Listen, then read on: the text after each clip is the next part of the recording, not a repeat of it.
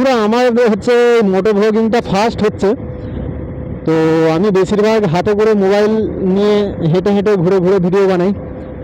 তো হেলমেটে লাগিয়ে এই প্রথম তো বিরাট ভালো লাগছে বন্ধুরা। আমি কৌস্তব, আর আজকে আমি চলে এসেছি একটা নতুন ব্লগ ভিডিও নিয়ে। আর আজকের ভিডিওটা একদম খুব ইন্টারেস্টিং হবে, কারণ আমি এই প্রথম একটা মোটর ব্লগিং করব। আমার মানে মোটর সাইকেলে করে যে চেপে ব্লগিং করার যে সেটা কিন্তু আমার সেট আপটা ছিল না।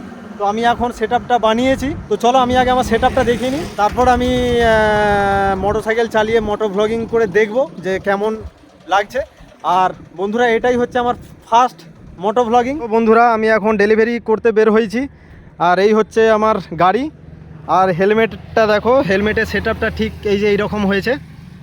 হ্যাঁ, এইখানে একটা ক্ল্যাম্প লাগানো হয়েছে, ক্ল্যাম্প লাগিয়ে এইখানে মোবাইলটা থাকবে।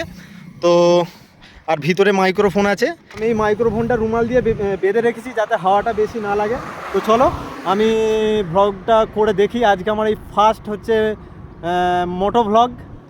তো চলো কেমন লাগে, চলো বন্ধুরা দেখি। টাটা।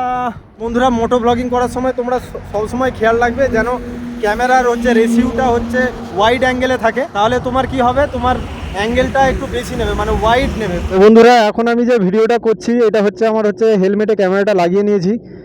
আর তো দেখুন বন্ধুরা কেমন লাগছে। এটা হচ্ছে আমার গাড়ি, আমি এই গাড়িতে করি হচ্ছে মাল ডেলিভারি করি। এই হচ্ছে আমার ব্যাগ।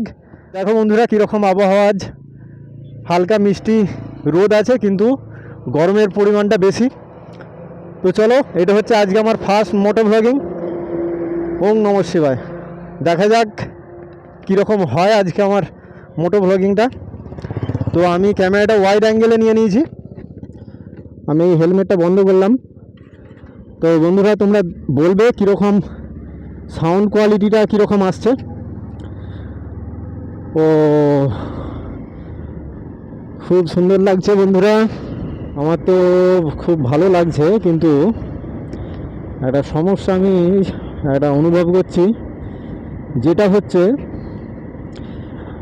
আমি যে সামনে হেলমেটের সামনে যে আমি ক্ল্যাম্পটা লাগিয়েছি মোবাইল হোল্ডারটা, আর আমার মোবাইলের ওয়েটও আছে প্রায় 300 সাড়ে 300 গ্রাম। তো আমি মোবাইলটা যেখানটা রেখেছি ওইখানে খুব ভারী হয়ে আছে, আমার হেলমেটটা সামনের দিকে ঝুঁকে আছে, বুঝলেন। এটা আমার একটু প্রবলেম হচ্ছে। আর এই জিনিসটা হতো না যদি আমার মাথাটা একটু বড় হতো। তো আমার মাথাটা একটু বড় হলে তাহলে এই জিনিসটা হতো না, তাহলে হেলমেটটা চাপ হয়ে থাকতো। আসলে আমার মাথাটা ছোট, তো আমাকে একটা নতুন জোগাড় করতে হবে যাতে আমার হেলমেটটা মাথায় একটু টাইটভাবে বসে। আর এইটা দেখো রাস্তার মাঝখানে কত সুন্দর এখানে ফুল গাছ লাগানো আছে। এটা আমার হচ্ছে প্রথম মোটো ব্লগিং, আমি এর আগে কখনো মোটো ব্লগিং করিনি। আমি এই দোকানটায় ওষুধ দিই, এই দোকানটাতেও আমি কিছুক্ষণ পর আসবো। আর এটা হচ্ছে কাবলে স্ট্যান্ড। আগে বাসটা স্ট্যান্ডের ওই দিকে দাঁড়াতো, এইখানে যে গাছটা আছে দেখতে পাচ্ছেন, গাছের ওইখানে দাঁড়াতো। তো এখন নতুন রাস্তা হওয়ার পর এখন বাস কিন্তু পিছনে দাঁড়ায়। যারা হচ্ছে 6 বছর আগে কাবলেতে, 6 বছর কি 7-8 বছর আগে এসেছিল কাবলে, তারা কিন্তু এখন এলে আর কাবলে চিনতে পারবে না। এটা হচ্ছে কাবলে ওভারব্রিজ। এর আগে যে রাস্তা ছিল এর কিন্তু নিচে ছিল, ঠিক আছে। তো এই ব্রিজটা হওয়ার পর কিন্তু এই রাস্তার নিচে যে দোকানগুলো আছে, এই নিচের দোকানগুলো কিন্তু ব্যবসা ডগে উঠে গেছে পুরো। আমার হচ্ছে মোটো ব্লগিংটা ফার্স্ট হচ্ছে, তো আমি বেশিরভাগ হাতে করে মোবাইল নিয়ে হেঁটে হেঁটে ঘুরে ঘুরে ভিডিও বানাই। তো হেলমেটে লাগিয়ে এই প্রথম তো বিরাট ভালো লাগছে বন্ধুরা। তো আমার ভয়েস কোয়ালিটি কীরকম হচ্ছে জানি না, তোমরা কমেন্টে জানাবে।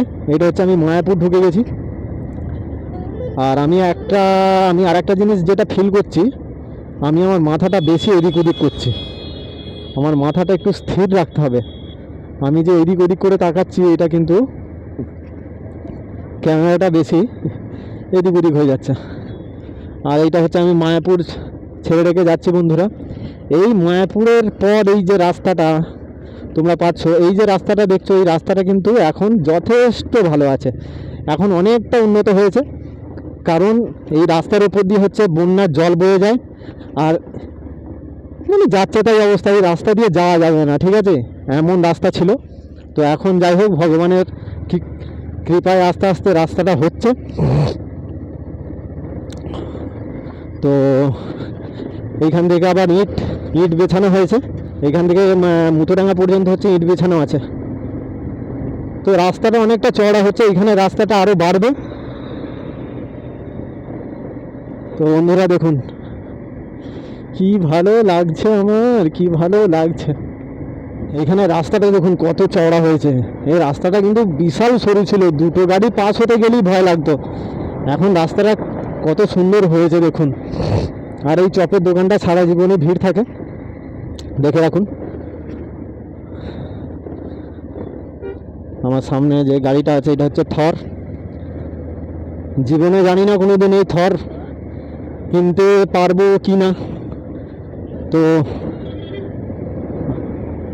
আমার কনফিডেন্স আছে একদিন না একদিন এই থর আমি কিনবই।